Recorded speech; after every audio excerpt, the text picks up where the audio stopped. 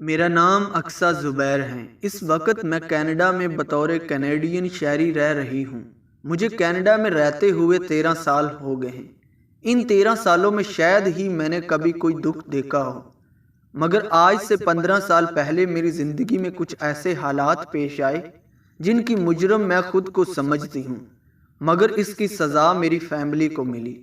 میرا بھائی MBBS کر رہا تھا اور اس کے بعد امریکہ جا کر دل کا اسپیشلسٹ بننا چاہتا تھا، جبکہ میں ICS کر رہی تھی اور آگے جا کر ٹیکسٹائل ڈیزائننگ کی فیلڈ چننا چاہتی تھی، مگر ایسا نہ کر سکی۔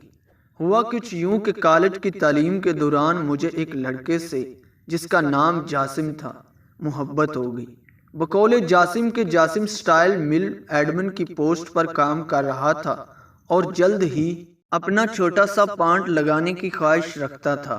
جاسم کی باتوں نے مجھ پر ایسا جادو کیا کہ میں تمام حدود و قیود بھول گئی۔ پتہ نہیں کیسے، مگر نہ مجھے میرے والدین کی عزت کا خیال آیا اور نہ ہی میرے مذہب اور شریعت کار۔ میں نے جاسم سے ناجائز جسمانی تعلقات قائم کر لیے تھے۔ جاسم اکثر مجھے نیٹ کیفے میں بلا کر ملا کرتا تھا اور اپنی ہوس مٹا لیا کرتا تھا۔ نیٹ کیفے کا مالک جاسم کا دوست ہی تھا۔ اس نے نیٹ کیفے میں CCTV کیمرہ لگا رکھے تھے۔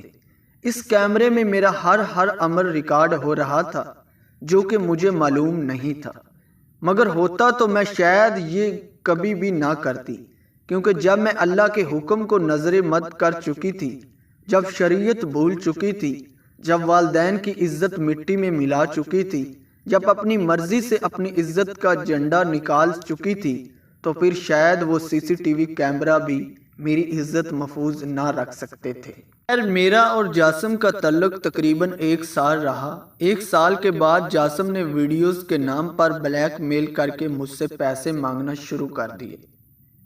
پہلے جب بات 1000-2000 تک رہی تو میں اتنے پیسے جاسم کو دے دیتی تھی، مگر جب جاسم کی ڈیمانڈ بڑھ کر لاکھوں میں پہنچ گئی تو میں نے انکار کر دیا۔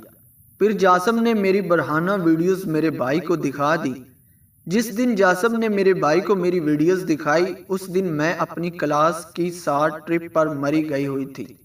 میرا بھائی میرا ہی نہیں کسی اور کا بھائی بھی ہوتا تو یہ برداشت نہ کر سکتا تھا، لہٰذا میرا بھائی بھی برداشت نہ کر سکا۔ اس نے جاسم کو بہت ڈھونڈا، لیکن جاسم اسے کہیں نہ ملا اور نہ ہی ابھی میں واپس آئی تھی۔ پھر دوسرے دن میرے بھائی نے میرے اس فعل سے شرمندہ ہو کر خودکشی کر لی۔ جب میں ٹرپ سے واپس پہنچی تو مجھے تب میرے بھائی کی موت کی خبر ہوئی۔ پھر میں نے بھائی کی موت کی وجہ کے علاوہ باقی سب باتیں اپنی ماں کو بتا دی، اور میری ماں مجھے ملنے بیٹے کے بعد میرے ابو سے بات کرنے پر آمادہ ہو گئی۔ جس رات میری ماں نے میرے باپ کو میرے کارنامے بتائے، اس کے بعد مرتے دم تک میرے ابو نے مجھ سے کلام نہ کیا۔ خیر، میرے باپ نے مجھے ایسے اگنور کرنا شروع کر دیا جیسے ان کے لیے میں مر چکی تھی۔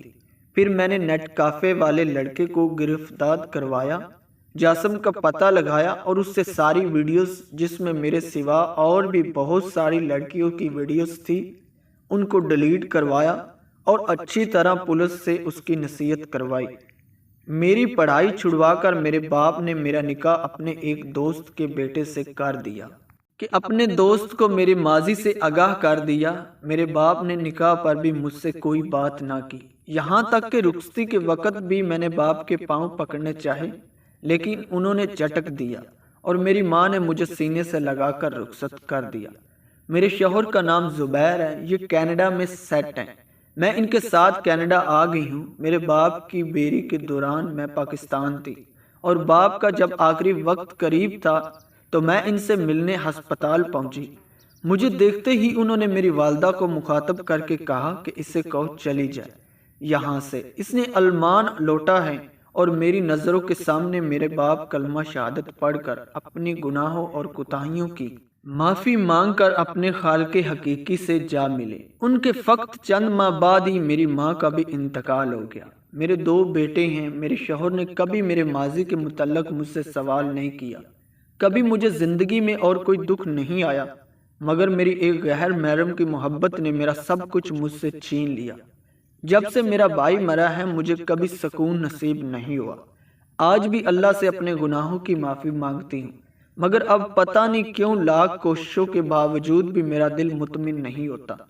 میں اس بات سے متفق ہوں کہ غیر محرم کی محبت عذاب ہے، اسی لیے میرے تمام بہنوں سے یہ گزارش ہے کہ ایسا کام کرنے سے پہلے اپنے ماں باپ، بہن بھائیوں کا سوچ لیا کریں، جن کی زندگی آپ کی وجہ سے برباد نہ ہو جائے۔